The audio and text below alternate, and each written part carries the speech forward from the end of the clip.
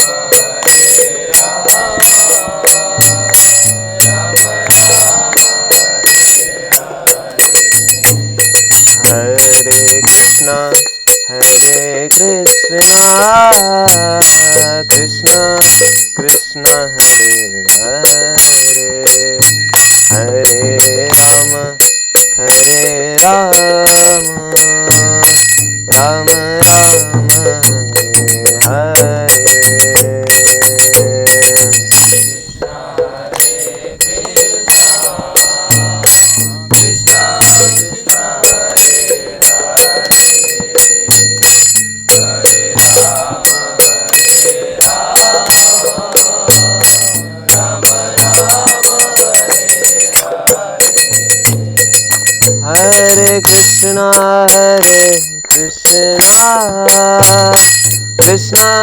Krishna Hare Hare, Hare Rama, Hare Rama, Rama Rama, Hare Hare. Hare Krishna, Krishna Krishna, Hare Hare, Hare Rama, Hare Rama, Rama Rama, Hare Hare. Hare Krishna, Krishna Krishna, Hare Hare, Hare Rama, Hare Rama, Rama Rama, Hare Hare.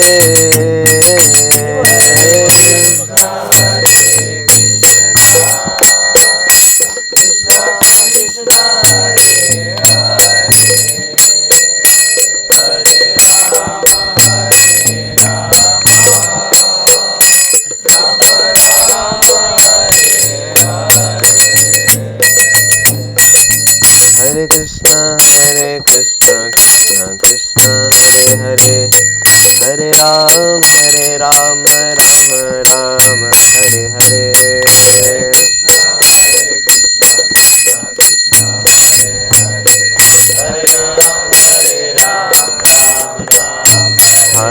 Hare Krishna, Krishna Krishna, Hare Hare, Hare Rama, Rama Rama, Hare Hare.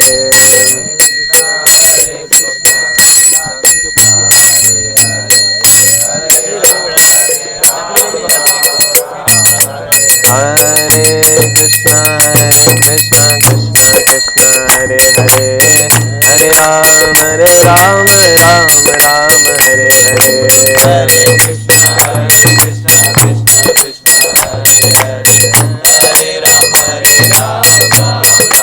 Hare Krishna, Krishna Krishna, Hare Hare, Hare Rama, Rama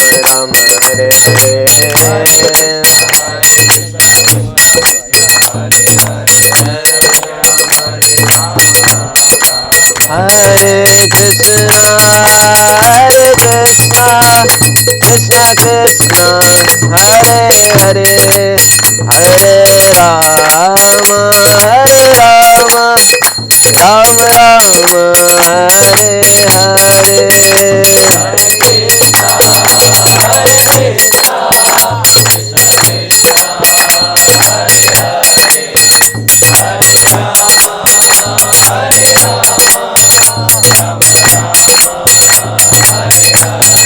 Hare Krishna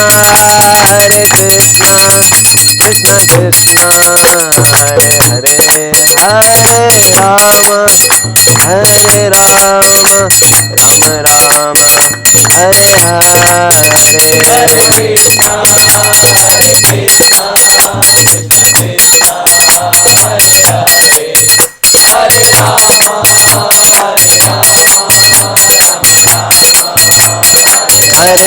Hare Krishna Krishna Krishna Hare Hare Hare Ram Ram Hare Hare Hare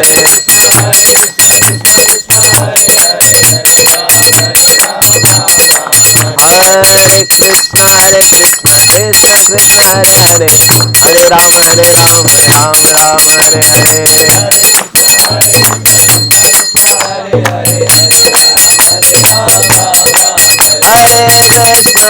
Hare Krishna Krishna Krishna Hare Hare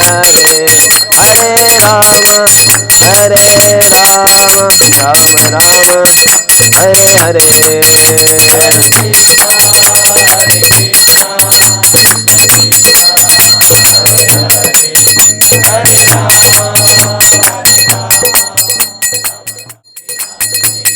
Jaya Radha Govind Radha Govind Radha Govind Shri Radhe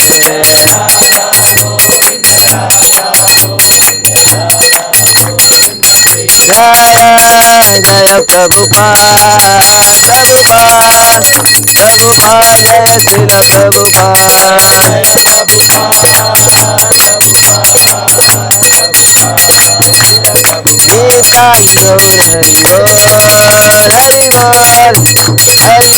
Nitai Gaur Hari Bol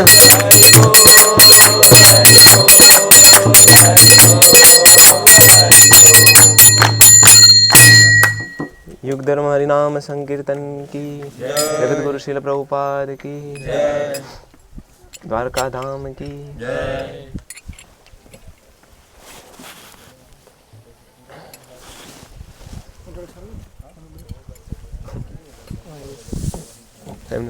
हरे कृष्णा। कैसा लग रहा है आपको सबको camp में? हरि बोल। आज हमारा लास्ट दिन है। तो आज के हमारी जो कथा है वो इस स्थान के बारे में होगी, गोपी तालाब के बारे में, और अलग अलग जो स्थान हमने देखे हैं उसके बारे में प्रभु जी बताएंगे। और जो 5 तत्व है जिसके माध्यम से हम भगवान के साथ रस प्रकट कर सकते हैं। 5 रिलेशनशिप, 5 रस, शांत रस, लास्य रस, सख्य रस, वात्सल्य रस और माधुर्य रस के बारे में डिटेल में बताएंगे। तो प्रभु जी का नाम हरि प्रेम बताए प्रभु है। आप सबने नाथ द्वारा में कौन कौन थे? ओके, उन सबने सुना होगा प्रभु जी का लेक्चर। अभी करंटली प्रभु जी ऐसे फुल टाइम ब्रह्मचारी है और GEC college, mainly GEC Ahmedabad से 30 किलोमीटर दूर GEC कॉलेज है, उधर उस कॉलेज में प्रचार करने जाते हैं बाइक पे। ओके, और उधर उन्होंने रिसेंटली एक बेस भी ओपन किया है जिसमें रुद्र प्रभु और 1-2 भक्त रह रहे हैं। मतलब अकेले है वो, अपनी टीम में अकेले है, जैसे कि हम हैं, मैं और नीलाचरण प्रभु टीम पार्टनर है, तो वो अकेले है। अकेले हाथ से उन्होंने इतना वो प्रचार कर रहे हैं और उधर इतना रिस्पॉन्स भी नहीं आता, फिर भी प्रभु जी लगे हुए हैं। तो उनका प्रभुपाद जी की सेवा के प्रति डिटर्मिनेशन है। आप सबको कैंप का प्रसाद कैसा लग रहा है? होली का भेड़ कैसा लगा? कोई भी कैंप होता है तो प्रसाद की सेवा कौन लेते हैं? उनके नाम में ही प्रेम है। क्या है? तो भक्तों को बहुत प्रेम करते हैं और भक्तों को बहुत ही प्रेम से खिलाते हैं। तो इसलिए हरि प्रेम साथ में होते तो हम प्रसाद का हम टेंशन भूल जाते हैं, प्रसाद का सब देख लेंगे। तो प्रभु जी का एक बार स्वागत करेंगे हरे कृष्ण महामंत्र बोल के। हरे कृष्णा कृष्णा कृष्णा हरे हरे, हरे राम राम राम हरे हरे। हरे कृष्णा। तो जैसे कि प्रभु जी ने बताया कि अभी कैंप के हम अंतिम पड़ाव पर हैं, है ना। आवाज़ क्लियर है आपको? इको 0 है ना। सो अभी तक आज सुबह से लेके हम कहाँ पे जाके आए? बेट द्वारका, नागेश्वर मंदिर और गोपी तालाब, जहाँ पे अभी हैं। यस। तो बेट द्वारका का थोड़ा मैं बताना चाहूँगा। तो सबसे पहले हम छोटा सा एक प्रेयर से स्टार्ट करते हैं। ओम अज्ञानतिमिरान्धस्य ज्ञानाञ्जनशलाकया चक्षुरुन्मिलितं येन तस्मै श्रीगुरवे नमः। वाञ्छाकल्पतरुभ्यश्च कृपासिन्धुभ्येव च पतितानां पावनेभ्यो वैष्णवेभ्यो नमो नमः। जय श्री कृष्ण चैतन्य प्रभु नित्यानंद श्री अद्वैत गदाधर श्रीवास आदि गौरभक्तवृंद। हरे कृष्णा कृष्णा कृष्णा हरे हरे, हरे राम राम राम हरे हरे। नमो विष्णुपादाय कृष्ण पृष्ठाय भूतले श्रीमते भक्तिवेदांत स्वामिनिति नामिने। नमस्ते सारस्वते देवे गौरवाणी प्रचारिणे निर्विशेष शून्यवादी पाश्चात्यदेशसारिणे। यस, सो हम सबसे पहले जो जगह पे गए थे बेट द्वारका। यस, तो उसका नाम बेट क्यों पड़ा? बेट मीन्स कि द्वीप, है ना। तो वो जो जगह है बेट द्वारका, तो वो द्वीप मतलब कि समुद्र के बीच में है, तो इसलिए उसको बेट द्वारका बोला जाता है। और यहाँ की ऐसी मानना भी है कि उसको भेंट, क्योंकि सुदामा जी ने भगवान कृष्ण को ऐसे भेंट दिया था वो पोहा। यस, तो उसके कारण भी कोई कोई बोलता है कि बेट द्वारका था, फिर ऐसे बेट द्वारका हो गया।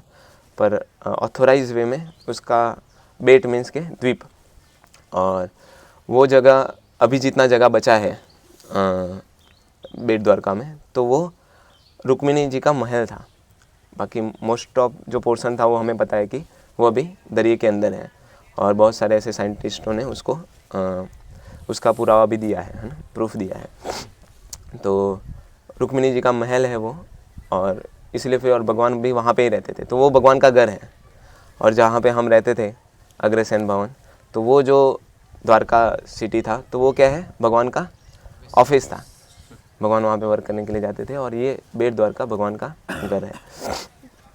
और वहाँ का जो मंदिर है बेट द्वारका का, तो उसको वल्लभ संप्रदाय में वल्लभाचार्य ने 500 साल पहले उसको कंस्ट्रक्ट किया था, उसको एस्टेब्लिश किया था।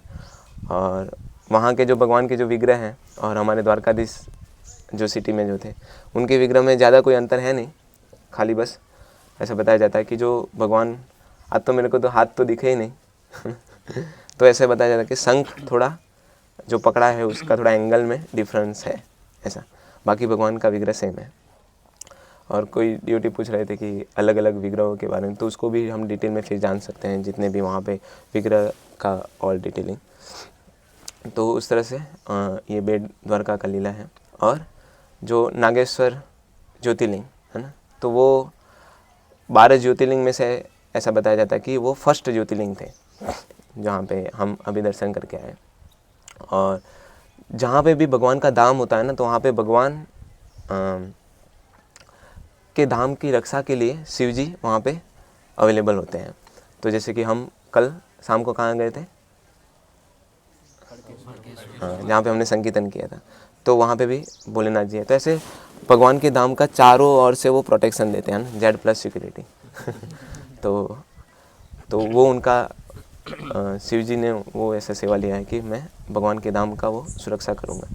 तो और तो उस तरह से धाम रक्षक के रूप में वहाँ पे उपस्थित हैं शिव जी। एंड अभी हम जहाँ पे आए हैं गोपी तालाब, तो इसके रिगार्डिंग 3 कथा हैं, लीलाएं हैं भगवान की। तो इसमें सबसे जो पहली जो कथा है, तो उद्धव जी जब भगवान कृष्ण ने जब उद्धव जी को भेजा कि आप क्या करिए, मैं तो कब से आ गया हूँ वृंदावन से, तो आप थोड़ा उनको सांत्वना देते आइए ना। हम भी नहीं वैकेशन में थोड़ा घर पे जाके आता है कि मम्मी पापा को डेली कॉल आते रहते, आज मिल के आते तो उस तरह से भगवान ने मैसेंजर भेजा कि उद्धव जी को कि आप थोड़ा सांत्वना दे के आइए कि मैं आऊँगा, है ना। तो जैसे उद्धव जी फिर वहाँ पे पहुँचे, तो पूरा भागवतम में वर्णन है 10वें स्कंद में कि किस तरह से वो यशोदा मैया और नंद महाराज का जो हाव भाव देखते हैं और वहाँ की जो स्थिति को जब वो निहारते हैं उद्धव जी, तो वहाँ पे कैसा होता है कि जो जो वृक्ष हैं कि जो फल देते हैं, तो वो वृक्ष तो बड़े बड़े हो गए हैं पर वो फल देते ही नहीं थे जब से कृष्ण गए, है ना। जो फूल देने वाले जो वो भी जो छोड़ हैं, है ना, तो वो भी क्या करते थे, बड़े तो हो जाते थे पर वो फूल देते ही नहीं थे। बोले कि किन के लिए अभी, है ना। जैसे कि कोई व्यक्ति सदगंज के कॉलेज में जाता है या तो कहीं पे भी फंक्शन में जाता है, तो कोई माइंड में रहता है ना कि इनको दिखाएंगे या तो कोई देखेगा ऐसा। तो बोले अब कृष्ण ही देखने वाले थे, वही तो एक व्यक्ति है, वही तो एक पुरुष है ना, बाकी तो सब प्रकृति है, तो उनको ही तो दिखाना था। अब वही नहीं है तो अब वही फ्लावर किन को ऑफ़र करेंगे, वो फ्रूट किन के लिए। तो उद्धव जी फिर और जब यशोदा मैया और नंद महाराज को देखते हैं तो चकित रह जाते हैं। तो उद्धव जी ऐसा बताया जाता है कि द्वारका के सबसे उच्च कोटि के भक्त हैं। द्वारका के उच्च कोटि के भक्त कौन है? उद्धव जी। उनको भगवान ने भेजा। तो इसमें भी भगवान का भी एक सेकेंडरी भी एक विज़न था कि उद्धव जी जाके वहाँ पे देखे कि वृंदावन का क्या भाव है। तो नंद महाराज यशोदा मैया को फिर देखा, फिर आगे गए तो उनको गोपियाँ मिली।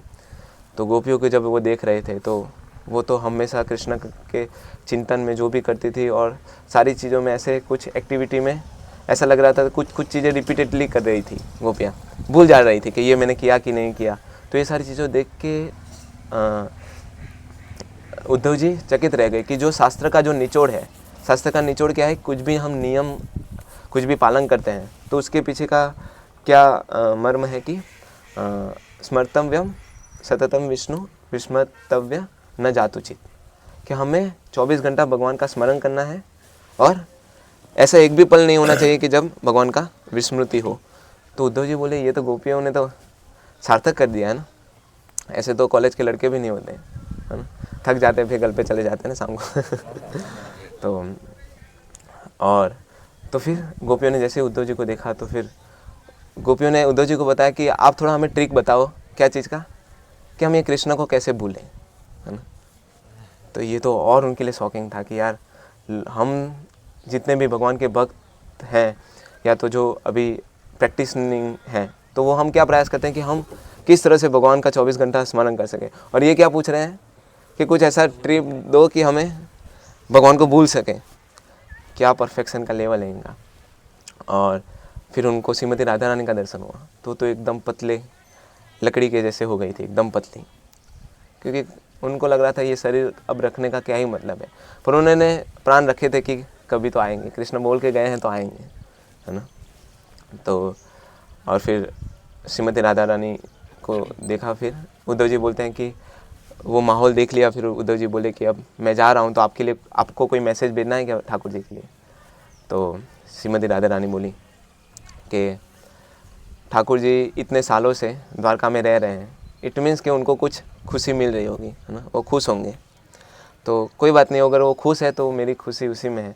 बाकी तो कैसा है कि भगवान उनसे कृष्ण से पल युगायितम निमेषेन चक्षुषा प्रायुषायितम, कि पल झपकने तक में भी जब कृष्ण नहीं दिखते तो ऐसा लगता है कि युग बीत गया है। और जब कृष्ण पास में नहीं रहते हैं तो हमें मेरू पर्वत जितना क्या आता है, दुख आता है, मतलब कि वो उतना दर्द फील होता है कि यार कृष्ण नहीं है। पर श्रीमती राधा ने बोली कि पर ठीक है, उनको तिल मात्र भी अगर द्वारका में रह के अगर उनको आनंद मिल रहा है तो हम ये मेरू पर्वत जितना दुख उठाने के लिए तैयार हैं, है ना। तो ये तो लास्ट सेंटेंस तो सब कुछ चीज़ धरा का धरा रह गया। उद्धव जी बोले ये तो यार फुल मूवी था ना, अभी तक तो वो क्या बोलते हैं ट्रेलर चल रहा था, ये तो फुल मूवी था।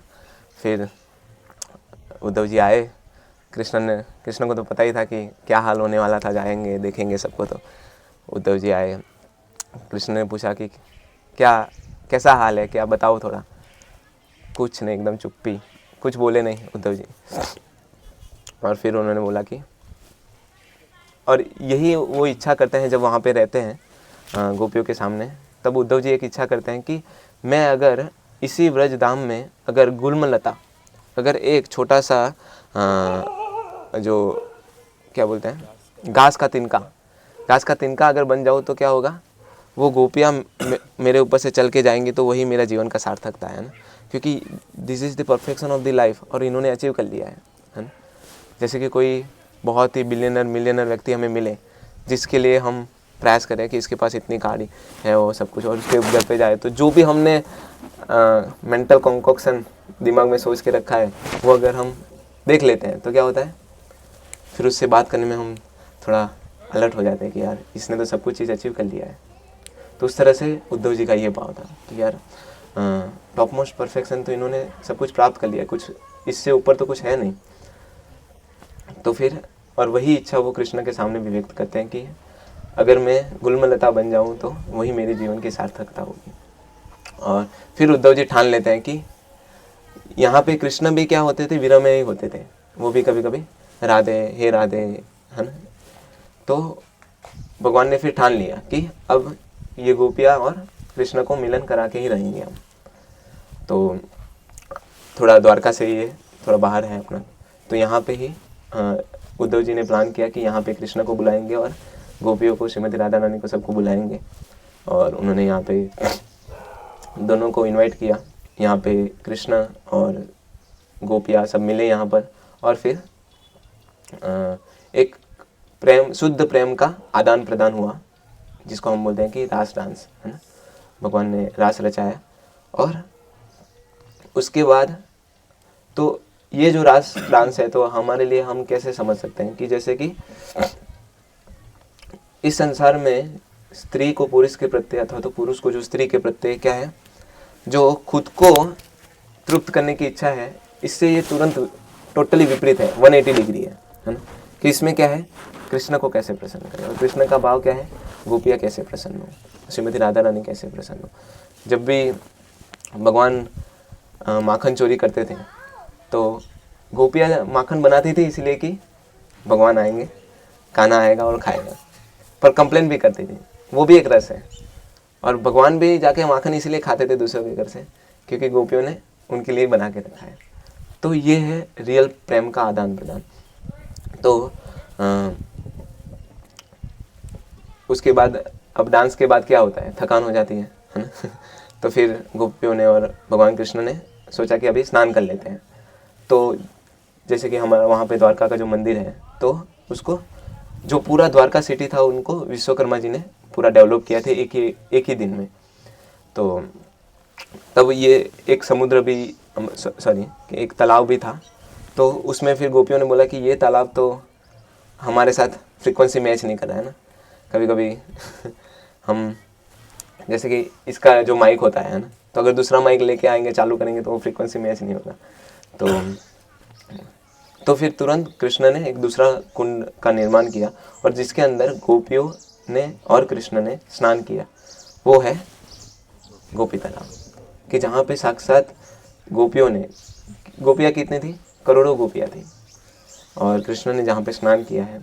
तो और गोपियाँ जो हैं भगवान की प्रसन्नता के लिए क्या लगाती थी, सिंदूर भरती थी, और इसको बोला जाता है अंगराग, अपने को सजाने के लिए। तो चंदन भी लगाती थी अपने शरीर पे। तो हजारों हजार, मतलब कि करोड़ों गोपियों ने जब यहाँ पे स्नान किया, तो और कृष्ण भी ऐसे अंगराग लगाते थे, काजल वगैरह वगैरह।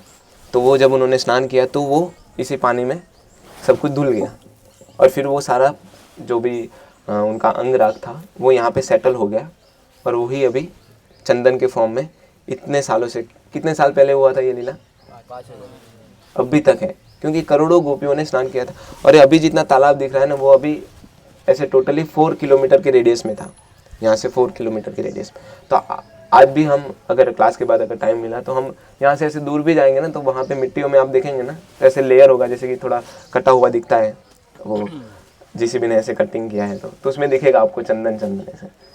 तो यहीं पर पूरा 4 किलोमीटर के रेडियस में कोई पत्थर भी देखेंगे ना तो आपको ऐसा ही दिखेगा कि ऐसे चंदन का टाइप में।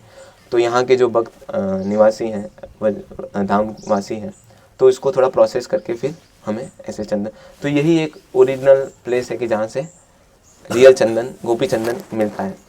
दूसरे बाकी जैसे कि कोई पैकेट में आता है एकदम ज़्यादा पैकेजिंग वाला, तो वो सब क्या है बहुत प्रोसेस वाला, पर यहाँ पे थोड़ा उसको मिट्टी वगैरह निकाल कर यूज़ बनाया जाता है हमारे लिए स्पेशली। तो वो जो हम घिसते हैं और तिलक करते हैं तो वो यही गोपी चंदन है।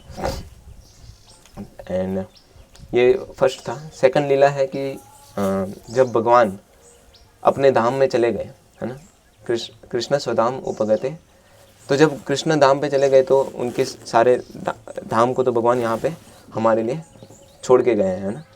पर उनके साथ अब तो क्या करना था, जब जितनी भी गोपियाँ थी, जितनी भी रानियाँ थी, तो उनको लेके जाना था हस्तिनापुर। तो ये अर्जुन को सेवा दिया गया था। तो अर्जुन ने सभी रानियों को लेके जा रहे थे, तो बीच में ग्वालों ने रोक लिया और उन्होंने भगवान के साथ लड़ाई की। तो लड़ाई में अर्जुन को तो लगा कि यार मैंने तो कुरुक्षेत्र का युद्ध जीता हुआ है ना, बड़े बड़े योद्धा थे ना, भीष्म, कर्ण, अब तो ये सब तो क्या है। पर उसी टाइम समहाउ और अदर अर्जुन को पता भी नहीं चला और हार गए वो, है ना। तो वहाँ पे डिफीट हुए और सभी रानियों को ऐसे लेके जा रहे थे जो ग्वाले आए थे। तो वो सारी जो रानियाँ थी उन्होंने इसी पानी में अपने को देह त्याग किया था। इसी पानी में, यही समुद्र के अंदर वो उन्होंने अपने आप को एंटर किया था और यहीं से वो भगवान के धाम वैकुंठ में प्रवेश किया था। तो ये भी दूसरी लीला बताई जाती है। और तीसरी लीला बताई जाती है कि जैसे कि हम सब अभी जो टीचिंग ले रहे हैं, प्रभु जी ने बताया था कि कॉलेज होता है ना कुछ भी चीज़ टीचिंग के लिए, तो उस तरह से हम जो ब्रह्म मध्व गौड़ीय संप्रदाय में हैं, तो ये संप्रदाय की जो स्पिरिचुअल यूनिवर्सिटी है, तो ये संप्रदाय में एक आचार्य ने बताया है कि यहाँ पे ब्रह्मा जी ने भगवान कृष्ण को चंदन का लेप लगाया था और फिर जब कृष्ण ने इसी समुद्र में जब स्नान किया तो उसमें से जो चंदन था वो फिर यहाँ पे ऐसे नीचे पाया जाता है। ये एक लीला है। और भी एक लीला है जिसमें उडुपी कृष्ण, नाम सुना आपने, साउथ इंडिया में, यस। तो उसकी एक लीला आती है कि जब देवकी माता भगवान कृष्ण को बताती हैं कि तुम तो बहुत नटखट हो, है ना, बचपन में ही छोड़ के चले गए। जो बचपन का जो कुमार अवस्था में जब तुम एकदम छोटे थे, तब उस टाइम पे जो आदान प्रदान का समय था वो तो मेरे को मिल ही नहीं पाया, क्योंकि पहले तो भगवान किस फॉर्म में प्रकट हुए थे देवकी माता के सामने, चतुर्भुज, और फिर तुरंत छोटे बालक के रूप में हुए और तुरंत फिर उन्होंने रिक्वेस्ट किया कि मेरे को ले जाओ गोकुल। तो भगवान चले गए। तो कृष्ण बोले बात तो सही है कि पौंगन लीला बचपन की, कुमार लीला, है ना, तो वो सारी चीज़ें भगवान ने फिर गोकुल में की। तो देवकी माता की बात सच्ची है। तो फिर भगवान ने वहीं के वहीं वो अपना स्वरूप छोटा कर दिया और फिर देवकी माता उनके साथ जो भी आदान प्रदान था, उनको दूध पिलाना और दूसरी भी जो भी एक्टिविटीज़ थी वो उनके साथ करने लगी। तो एक दिन की बात है कि जब देवकी माता और भगवान कृष्ण बाल स्वरूप में ऐसे बैठे थे, तो वहाँ से रुक्मिणी देवी गुजरती हैं। तो देखी भगवान को, बोले कि ये तो मेरे पति देव हैं, है ना, ये तो मेरे स्वामी हैं। तो वो तो बहुत चकित हो गई। फिर वो तो रूम में अंदर एंटर हुई और उन्होंने देखा कि वही हमारे स्वामी अभी बाल स्वरूप में हैं। तो उन्होंने भी इच्छा की कि मेरे को इनकी पूजा करनी है। तो भगवान ने तभी उनको एक विग्रह दिया। भगवान ने ही अपना एक विग्रह बना के दिया कि जो फिर रुक्मिणी देवी बहुत सालों तक उनकी सेवा करती थी बाल स्वरूप में। और फिर जब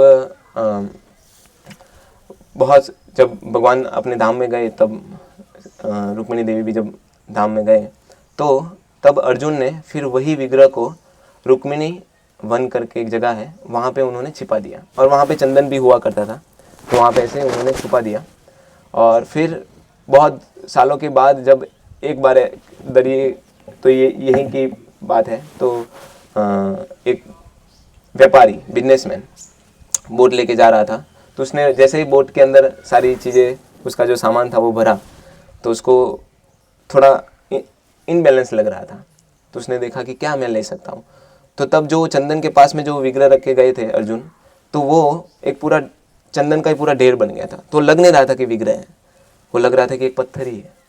तो फिर तो उसने सोचा कि इसको रखता हूँ तो क्या हो जाएगा, बोट मेरा बैलेंस हो जाएगा। तो उसने पूरा वो बोट के अंदर रख दिया और फिर वो दरिए ऐसे यहाँ से गए और फिर साउथ इंडिया के पास ये उडुपी, तो वहाँ पे दरिया किनारे पे पहुँचे। और जैसे ही दरिया किनारे के पास पहुँचे तो वहाँ पे भी लहरें बहुत ही तेज़ होने लगी धीरे धीरे। तो वहीं पे दरिया किनारे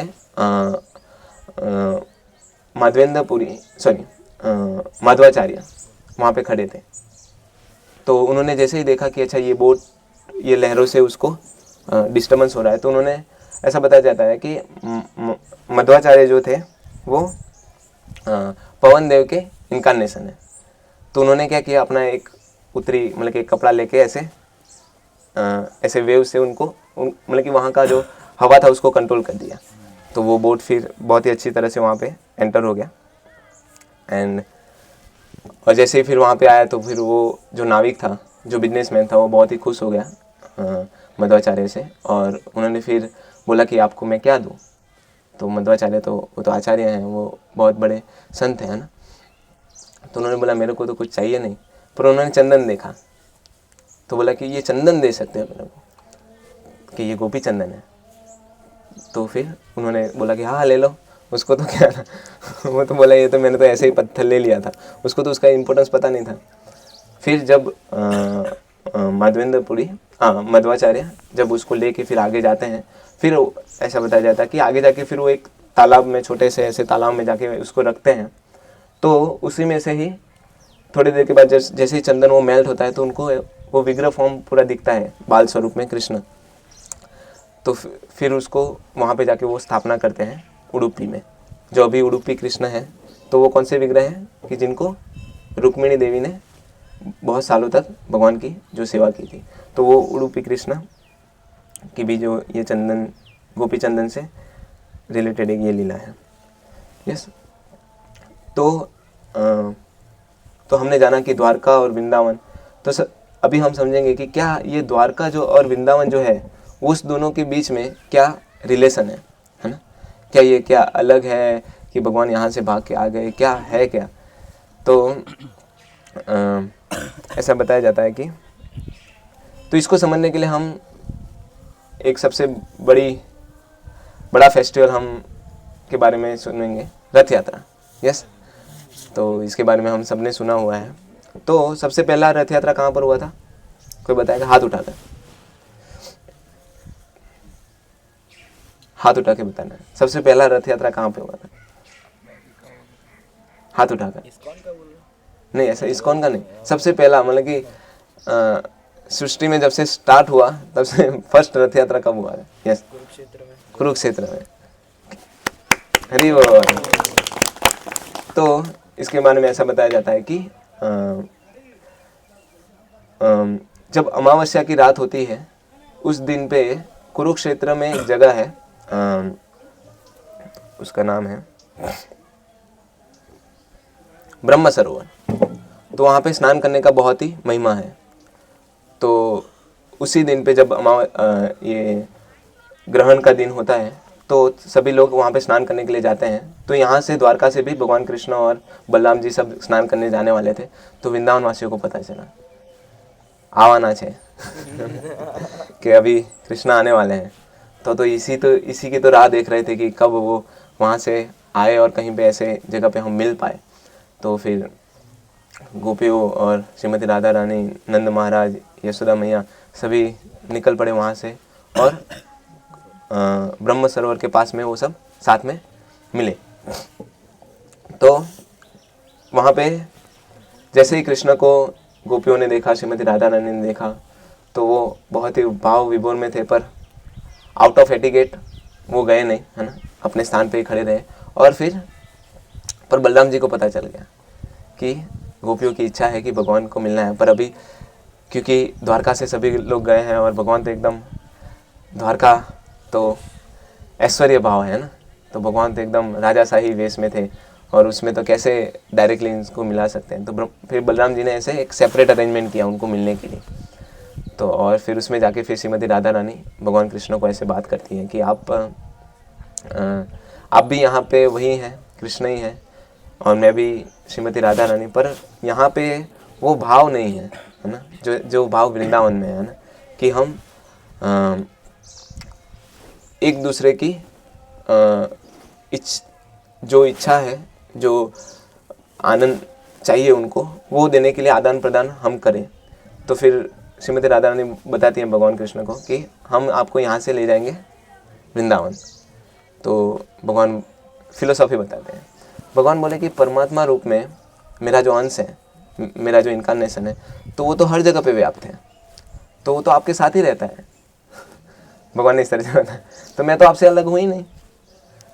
तो श्रीमती राधा ने बोले ये ना चल रहे ये नहीं चलेगा ना। श्रीमती राधा ने बोली कि पर हम कुछ भी करके आपको आज ले जाएंगे। तो भगवान तो ऐसे ही रथ में थे, तो गोपियों ने घोड़े को छोड़ा, बोले घोड़े को ऊपर विश्वास नहीं करना है हमें, है ना। तो एक तरफ के रथ की जो रस्सियाँ थी उसको जो गोप थे उन्होंने पकड़ लिया, और दूसरी तरफ की रस्सियों को गोपियों ने पकड़ के चलने लगे। और तो इसमें श्रीमती राधा रानी जब रथ खींच रही थी तो उनको क्या भाव था कि हम भगवान को उस ऐश्वर्य भाव से, द्वारका मथुरा से हम भगवान को माधुर्य रस का आस्वादन कराने के लिए वृंदावन ले जा रहे हैं, कि जहाँ पे भगवान को सबसे ज़्यादा आनंद आता है ना। पर भगवान कुछ दूसरे भक्तों को आदान प्रदान करने के लिए ही वृंदावन से निकले थे, और हम सबको भी अलग अलग जगह मिले, है ना, धाम मिले। एक ही जगह होता तो हमें क्या चाहिए, वैरायटी चाहिए, है ना। आप देखिए कि कल जो मेनू खाया आपने शाम को, कुछ क्या था, भाखरी सब्जी हो, तो वही अभी दोपहर में आए तो कैसा लगेगा। तो इसलिए भगवान पूरी चीज़ों के अपने धाम को, अपना नाम, सब कुछ इसमें वेरीगेटेडनेस, कि जिससे हम हमेशा आतुर रहे भगवान के बारे में जानने के लिए। तो इस तरह से फिर श्रीमती राधा रानी उन भगवान को लेके ऐसे जाते हैं। तो जब जगन्नाथपुरी में भी जो रथ यात्रा होती है तो उसमें भी यही भाव होता है कि जो भगवान जगन्नाथ मंदिर है तो वो क्या है, द्वारका मथुरा है, और जो सामने दूसरा कौन सा मंदिर है जहाँ पे भगवान जाते हैं,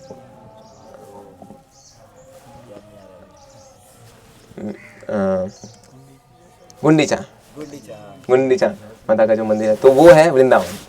तो भक्त लोग भी वही भाव से खींच के लेके जाते हैं। तो रथ यात्रा भी वही भाव है कि हम भगवान को वहाँ से ऐश्वर्य भाव से अभी भगवान को माधुर्य भाव वृंदावन में लेके जा रहे हैं, है ना। तो वही उसके पास। तो हम कौन से साइड हैं, भगवान को द्वारका लाने के लिए कि वृंदावन? वहाँ रोजी अभी तो हम माया के साइड पे कोई भाव है ही नहीं, है ना। भाव का अभाव है और माया का प्रभाव है। तो ऐसा आप देखिए कि एब्सोल्यूट लेवल पे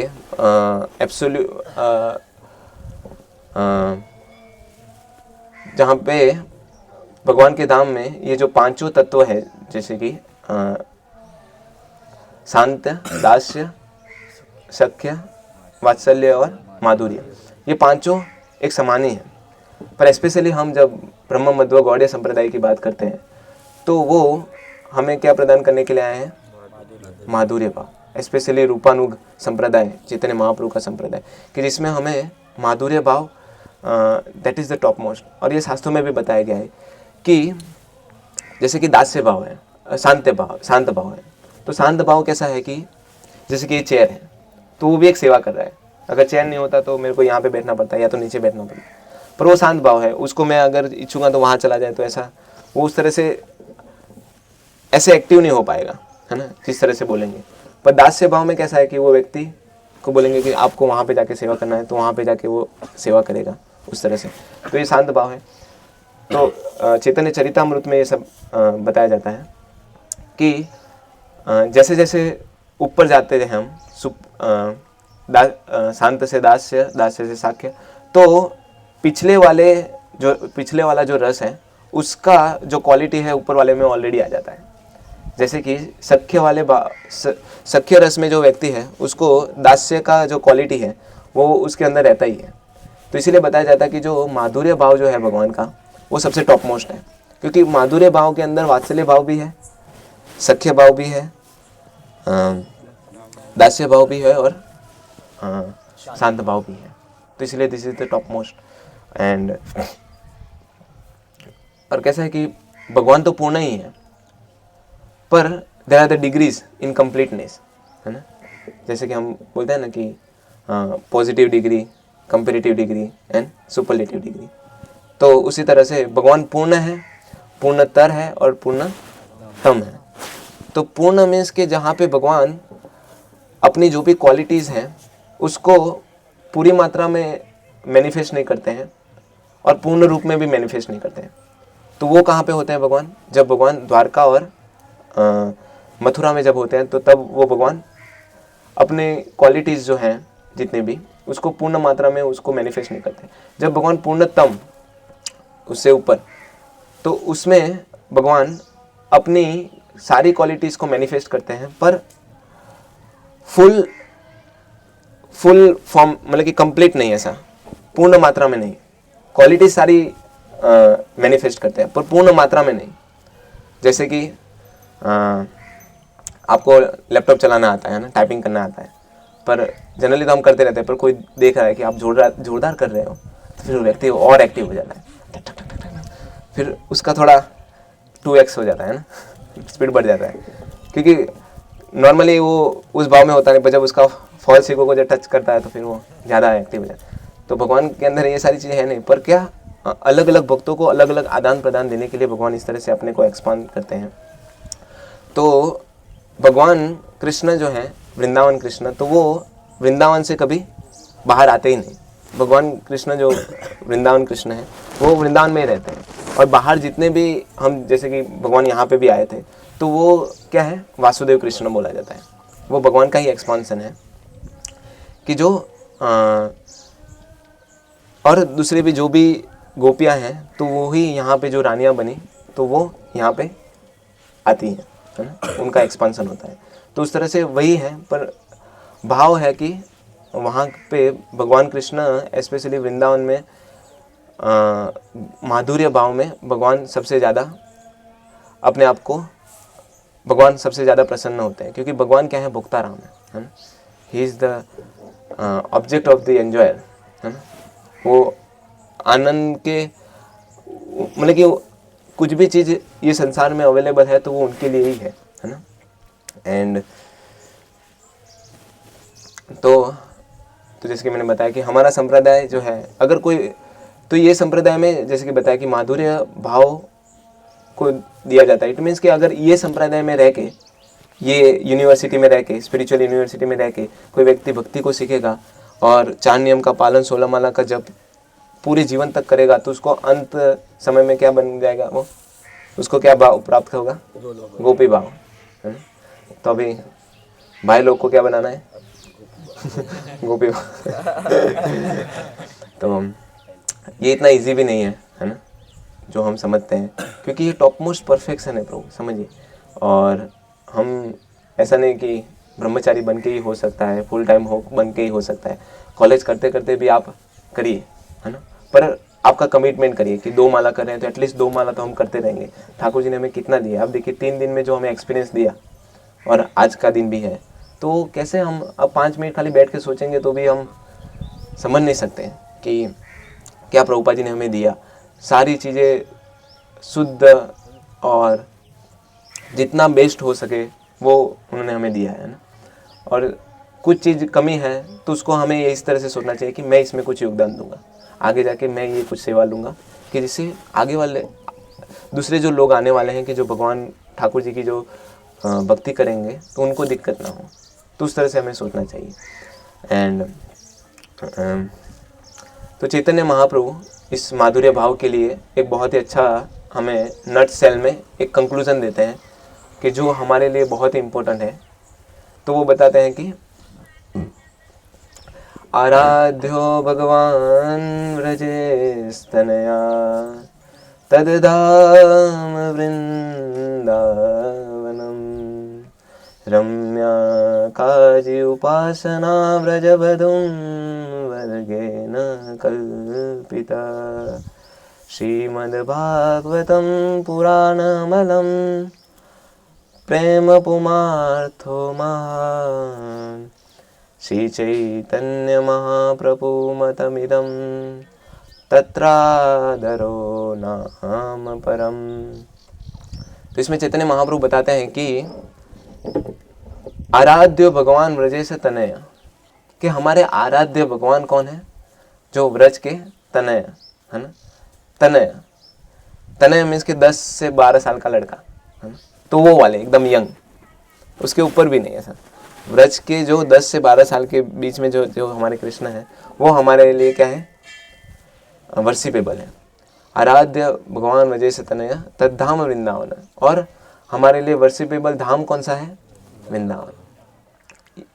फिर बताते हैं कि रम्या काजी उपासना व्रजवधुम वर्गेन कल्पिता, कि जैसे भगवान की सेवा कैसे करनी चाहिए कि जैसे कि गोपियों ने की।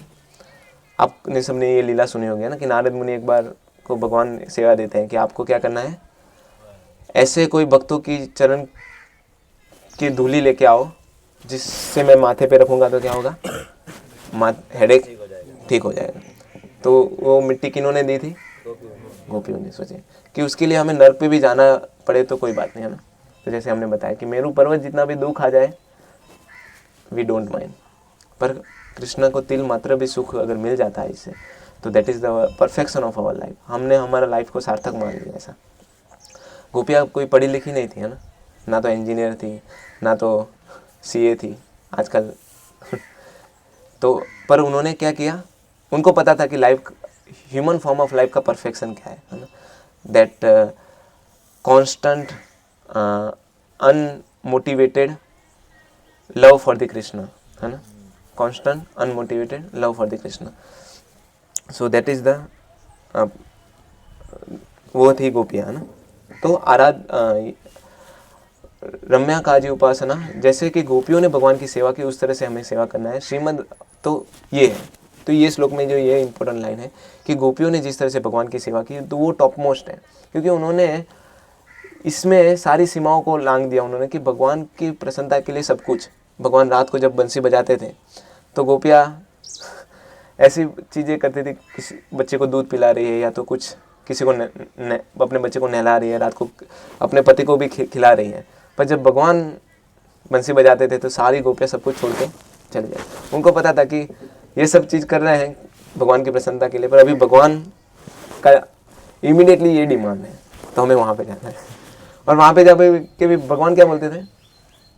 क्यों आए रात को? इतनी रात को कोई आता है क्या? हाँ, कैसी स्त्रियाँ हैं आप है ना, कुछ मर्यादा तो होती है कि नहीं? इतनी रात को आ गई तो गोपियाँ बोलती थी, ऐसे चुप्पी कुछ बोलते नहीं थे। सोचिए, तो ये है कि यथा तथा विदधातु लम पटो, आप जिस तरह से हमें रखें हम वो एक्सेप्ट करने के लिए रेडी हैं है ना। बस खाली हम कुछ आपको तिल मात्र कुछ सुख दे दें, बस वही उनका इच्छा रहता था। तो इस तरह से। और तो ये जो गोपी चंदन है उसका इम्पोर्टेंस क्या है? तो ऐसा बताया जाता है कि स्कंद पुराण में बताया गया है कि जो व्यक्ति गोपी चंदन अपने शरीर पे लगाता है तो व्यक्ति बहुत ही सौभाग्यशाली है। बहुत ही कम ऐसे लोगों को पता है कि ऐसा गोपी चंदन चीज़ होता है। किसी को पता था कि इस्कॉन के कॉन्टेक्ट के आने के पहले कि गोपी चंदन, कोई रेयर लोग होंगे कि जिनके घर से ऐसा फैमिली बैकग्राउंड है, पर पता ही नहीं था हमें। सोचिए, तो बहुत ऑस्पिशियस लोग हैं कि हमें अभी कभी कैंप होता है तो वह लगाने को मिल जाता है। तो ऑस्पिशियस क्यों कहा गया है? क्योंकि इसके बाद की लाइन जो है कि जो व्यक्ति चंदन को, गोपी चंदन को अपने शरीर पे लगाता है तो उसके पास में यमराज नहीं आते, ऐसा शास्त्र में बताया गया। और दूसरा बताया गया है कि अगर कोई व्यक्ति अपने शरीर के ऊपर शंख चक्र गदा पद्म का कुछ अलंकृत कराता है, कुछ टैटू वगैरह कुछ बनाता है, और माथे के ऊपर तुलसी का जो क्या बोलते हैं उसको, पत्ते के सिवाय जो आता है मंजरी, हाँ, तो उसकी मंजरी अगर रखता है। और तीसरा कि अगर वो व्यक्ति चंदन को अपने शरीर पे लेप लगाता है और ऐसे लगाए हुए व्यक्ति को खाली देखने से उसके सारे पाप नष्ट हो जाते हैं। ऐसे व्यक्ति को खाली देखने से, जो लगाता है उसका तो लेवल आ जाता होगा ना, हाई लेवल। तो हम सबको ये शिला प्रभुपाद जी ने दिया है ना कि हम अहमदाबाद की कैसी जगह पे हम थे और वहाँ से हमें गोपी तालाब जहाँ पे, और आप सबने भी एक्सपीरियंस किया होगा कि यहाँ पे एक सच में इनर एक शांति मिलती है और अंदर से कुछ सेटिस्फेक्शन मिलता है जो अहमदाबाद की रजोगुणी गलियों में नहीं मिल पाता है ना, या तो एलडी कॉलेज के पीछे वाली गली में नहीं मिलता है। तो उस तरह से आप यहाँ पे फ़ोटो भी खींच रहे होंगे तो भी वो एक अलग आनंद होगा, है ना। तो पर वो फ़ोटो को हमें उस तरह से देखना चाहिए कि ये द्वारका में हमने खींचा था, उससे हम इसीलिए फ़ोटो खींचते हैं कि जिससे हमें स्मरण हो कि हम द्वारका गए थे, भक्तों का संग याद आए। कुछ भी चीज़, कुछ गिफ्ट भी लेना हो तो हम भक्तों से लेते हैं। हम अपने से खरीद देंगे तो क्या याद आएगा, यहाँ से ये दुकान से खरीदा था। पर उसी चीज़ को बोलने का कि भक्त दे तो हमें क्या याद आएगा, सतीश प्रभु ने दिया था, दशरथ पुत्र प्रभु ने दिया था, तो वो भक्त याद आएंगे। सोचिए अजामिल के साथ ऐसा ही हुआ ना, क्या किया उसने, नहा रहा है, बोल यमदूत आ गए तो विष्णुदूत भी तुरंत एकदम फ्लाइट फास्ट पहुंच गए वहाँ पर, बोले कि क्या है यहाँ पे नंबर लगने नहीं वाला तो उस तरह से। और तो चंदन लगाने से, जो चंदन जिन्होंने लगाया है उन वो जो देखने वाला व्यक्ति है उसको भी भगवान का स्मरण होता है और जो लगाता है उसको भी बेनिफिट होता है। तो जो हम चंदन लगाते हैं तो उसका क्या इंपॉर्टेंस है कि वो उद्धव पुंडरक तिलक है ना। तो उद्धव मीन्स के ऊपर की तरफ और उद्धव पुंडरक, पुंडरक का क्या मीनिंग होता है, किसी को पता है, रेखा, लाइन। तो उद्धव पुंडरक तिलक हम करते हैं और नीचे ये क्या है जो करते हैं वो तुलसी मंत्र। तो वो भगवान को, ये भगवान के चरण कमल है और नीचे हम तुलसी महारानी को रखते हैं भगवान के चरण कमल में। और ये हमारा एक वैष्णव यूनिफॉर्म है। तो ये हमारा क्या है जो हम तिलक करते हैं वो क्या है, वैष्णव यूनिफॉर्म है ना। किसी भी चीज़ में यूनिफॉर्म होता है ना। अभी तो आदत छूट गई होगी 1 साल से, नहीं 3 साल से, 10 तक होगा है ना। तो दूसरे सब ड्यूटीज जो जॉब करते हैं तो हम सबको पता होगा कुछ यूनिफॉर्म से रहते हैं। स्पेशली ग्रुप डेज के दिन यूनिफॉर्म लोग फिर से रिमाइंड करते हैं। तो इस तरह से। और फिर अभी हम जाएंगे रुक्मिणी देवी के मंदिर। अरे वो तो रुक्मिणी जी का लव लेटर तो हम सब ने सुना था प्रभु जी के श्रीमुख से, एकदम ट्रांसेंडेंटल एंड सूदिंग वहाँ पे एकदम एनवायरनमेंट था। और उसमें भी प्रभु जी एनेस्थेसिया दे के सर्जरी कर रहे थे ना। तो उनके ही मंदिर में हम दर्शन करने के जाएंगे। तो उनका वहाँ का ऐसा लीला है कि एक बार जब भगवान कृष्ण और रुक्मिणी देवी, उनके जो कुल गुरु जो थे दुर्वासा मुनि, तो उनको एकादशी के बाद ऐसे इनवाइट करते हैं प्रसाद के लिए, क्योंकि ब्राह्मणों को खिलाना। तो भगवान भी आप देखिए कि जब यहाँ पे धरातल पे उपस्थित होते हैं तो वो को क्या फॉलो करते हैं, यद्यद आचरति श्रेष्ठ। तो भगवान भी आचरण प्रस्तुत करते हैं कि हमें भी ब्राह्मणों को खिलाना चाहिए। तो भगवान ऐसे उनको लेके आ रहे होते हैं ऐसे रथ पे। तो तभी रुक्मिणी देवी को बीच में प्यास लगती है। तो भगवान कृष्ण तो तुरंत वहीं से ही अपने पैर के नाखून से उन्होंने वहाँ पे ही गंगा देवी को ऐसे प्रकट कर दिया और उनको रुक्मिणी देवी को पिलाने लगे और भगवान कृष्ण भी पीने लगे। तो उसमें भूल गए कि पीछे कौन है, दुर्वासा मुनि। और उनका हिस्ट्री तो हमें पता है ना, हाई लेवल एकदम। तो दुर्वासा मुनि तो एकदम क्रोधित हो गए कि कैसे, है ना, मेरे को पूछे बिना आप कैसे पी सकते हो ना। तो भगवान भी शौक रह गए कि यार कैसे ऐसा हुआ।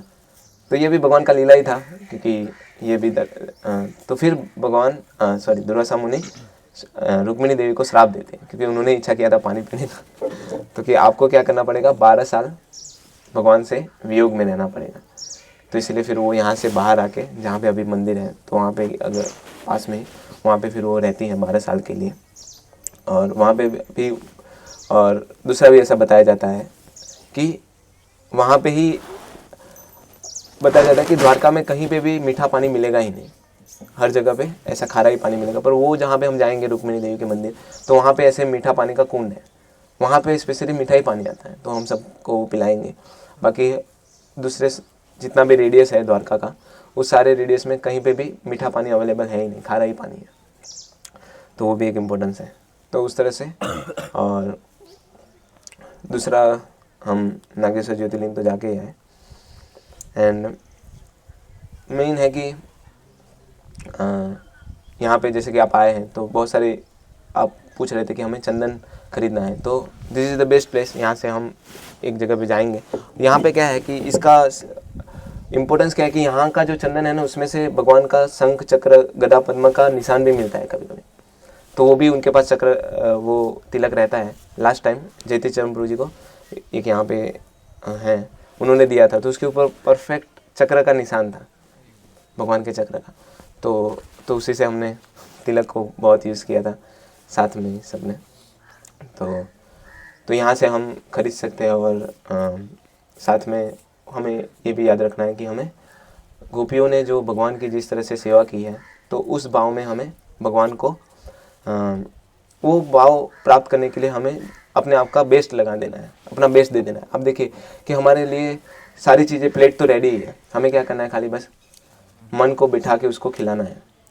खा लिया है तो भी खिलाना है थोड़ा, क्योंकि थोड़ी देर के बाद तो जगह हो ही जाती है, फिर से खिलाना है। तो उस तरह से ऐसा नहीं कि एक कैंप में आके चले गए तो यार प्रभु जी अब तो हो गया, प्रभु जी आप इतने साल, 1 साल से 4 महीने से 5 महीने से मेरे पीछे लगे ना, एक कैंप में आ गया ना प्रभु जी, बस प्रभु जी अब छोड़ दो अभी। ये जो चीज़ मिली है उसका हमें ग्रेविटी, उसका क्या इम्पोर्टेंस है, उसको हमें जान के इसका बेस्ट बेनिफिट हमें लेना चाहिए। और आपके जो भी क्वेश्चंस हैं वो सारे सॉल्व हो जाएंगे, जितने भी लाइफ के रिगार्डिंग है, या तो जो नहीं भी होते हैं वो भी आपको मिल जाएंगे कि सच में लाइफ का पर्पस क्या है, सच में क्या, क्यों ये मनुष्य जीवन था, क्यों भगवान ने सृष्टि बनाया, क्यों हमें भगवान अगर चाहते तो कुछ भी कर सकते थे, तो क्यों हमको भगवान ने यहाँ पे भेजा और यहाँ पे दुख हमें मिल रहा है। ये सारे चीज़ के आंसर है, सब कुछ चीज़ है, पर आपको उसके लिए क्या करना पड़ेगा, ऐसे यात्राओं में भक्तों के संग में आना पड़ेगा, सारे हमारे डाउट्स सॉल्व होंगे और फिर हम आगे जाके किसी को बताएंगे, तो फिर हम ज़्यादा और क्लियर होंगे। किसी को बताने से क्या होता है, हमारा ज़्यादा अंडरस्टैंडिंग क्लियर होता है। तो सबसे पहला फर्स्ट प्रोसेस क्या बताया जाता है, नवदा विधि भक्ति में श्रवण। तो आप सब कर रहे हैं, मैंने भी क्लास के पहले श्रवण किया, इसलिए मैं कीर्तन कर पा रहा हूँ। तो फिर इमीडिएटली दूसरा आना चाहिए कि कीर्तन हो। तो जब प्रसाद ले रहे हैं तो हमें एक दूसरों के साथ में वार्तालाप करना चाहिए, क्या सुना आपने, तो क्लास में से उसको भी 1-2 पॉइंट याद आया, तो हमारा उसके प्रति भी एक सेवा हो गया कि वो वैष्णव के प्रति, कि उनको भी भगवान का कीर्तन करने का मैंने मौका दिया। बाकी हम अगर कुछ यहाँ से जाने के बाद तो कॉलेज में जाके तो फिर वही बातें होगी, असाइनमेंट कितना बाकी है, 2 पेज लिख देना यार, ये ड्राइंग आता नहीं है, थोड़ा कर दो ना, है ना, और चैट जीपीटी में इसका आंसर नहीं है, थोड़ा बता दो ना। तो यही सारी चीज़ें चलने वाली है। पर यहाँ पे एटलीस्ट हम आए हैं, या तो जब क्लासेस होते हैं तो उसके बाद कुछ स्पिरिचुअल डिस्कशन हो और ऐसे संग में ज़्यादा हमारे रिलेशन डेवलप हो, तो यही हमारा मुक्ति का कारण, हमें टॉप मोस्ट चीज़ देने वाला है, वो हमें समझना पड़ेगा, है ना। बाकी सारी चीज़ें at the end of the life छीन ली जाएगी।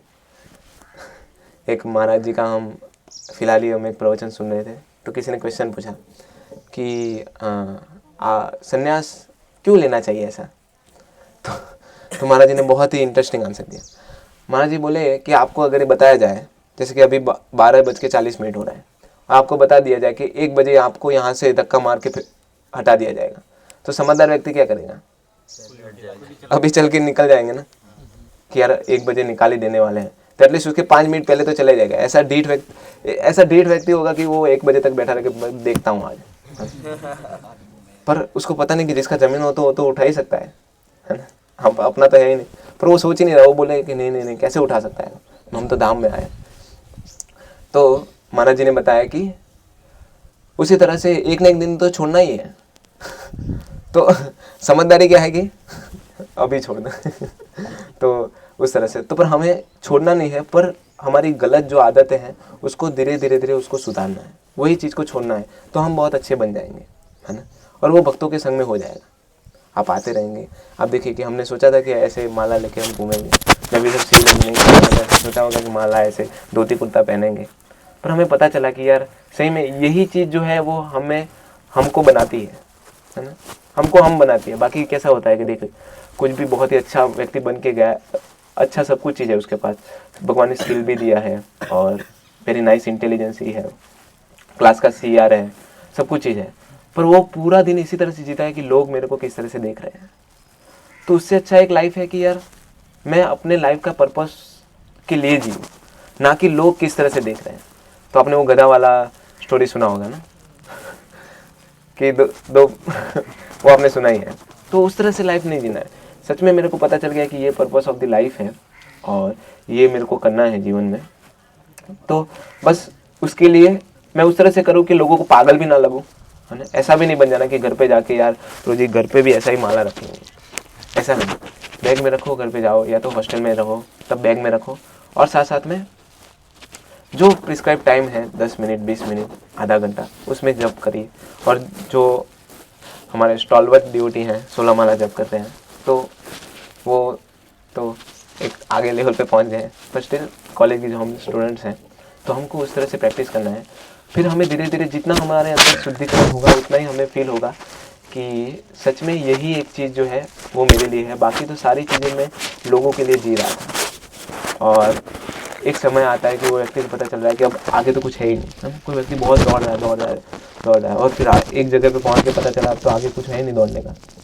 तो ऐसा नहीं होना चाहिए। मीनिंगफुल लाइफ और पर्पसफुल लाइफ और लाइफ का ग्रेविटी को समझ के अगर हम जिएंगे तो at the end of the life हम किन को प्राप्त करेंगे? भगवान को। तो आप देखिए कि जो भौतिकवादी जो निपट भौतिकवादी लोग हैं तो वो अंतकाल को भगवान को डेथ के रूप में मतलब कि यमराज को प्राप्त करते हैं, है ना। और जो भगवान के भक्त हैं वो साक्षात भगवान को प्राप्त करते हैं। तो उनका डेथ नहीं है, वो तो एक फेस्टिवल है, मतलब कि उनका तो रियल लाइफ उसके बाद स्टार्ट हुआ। और भक्ति कैसी चीज़ है कि वो जीते जी ही व्यक्ति को लिबरेटेड बना देती है ना। नरसिंह मेहता बताते हैं कि मुक्ति तो है नहीं, वैष्णव तो ऐसे हैं कि जिनकी मुक्ति तो उसकी दासी है ना, उसके दरवाजे पे आके खड़ी है ना, उसको तो चाहिए ही नहीं, क्योंकि वो व्यक्ति ऑलरेडी लिबरेटेड है। तो लिबरेटेड मीन्स क्या है कि जिसको काम वासना कोई परेशान नहीं कर रही है, लोभ ना है किसी चीज़ का। अब देखिए कि लोगों को एक काम वासना को सेटिस्फाई करने के लिए कितना दौड़ना है, सुबह से लेके शाम तक, और उसमें भी रात को जाके उसका मुंह देखो। अभी वो मतलब कि खुश वो पत्नी जो है वो खुश होगी तो ठीक है, अच्छे से हमें रिसीव करेगी, बाकी ठीक है चलो आज कॉम्प्रोमाइज़, आज कुछ बोलना नहीं है, समझ रहे। तो मेन है कि हम समझे कि इसी जीवन में भी परफेक्शन, हम ये जो गृहस्थ लाइफ है उसमें भी हम परफेक्शन प्राप्त कर सकते हैं। आप देखिए कि कितने सारे भक्त हैं, हमारे से ज़्यादा हैं, 80 डिवोटीज हैं ना, तो उस तरह से भी हो सकता है। पर उसमें भी क्या करना पड़ेगा हमें, तो ये मिनिमम चीज़ें जो बताई जाती है वो उसको हम सिंसियरली लें, है ना। 2 माला 4 माला जब कर रहे हैं उसको रेगुलरली करें, है ना। और जब भी ऐसे यात्राओं में और क्लासेस में बुलाया जाता है तो कृपया करके आप आए, तो आपको सभी डाउट क्लियर होंगे और आपका लाइफ का हमारा जो रास्ता है वो भी क्लियर हो जाएगा। यस। हरे कृष्णा कृष्णा कृष्णा हरे हरे, हरे राम राम राम हरे हरे। तो अभी हम एक कीर्तन करें।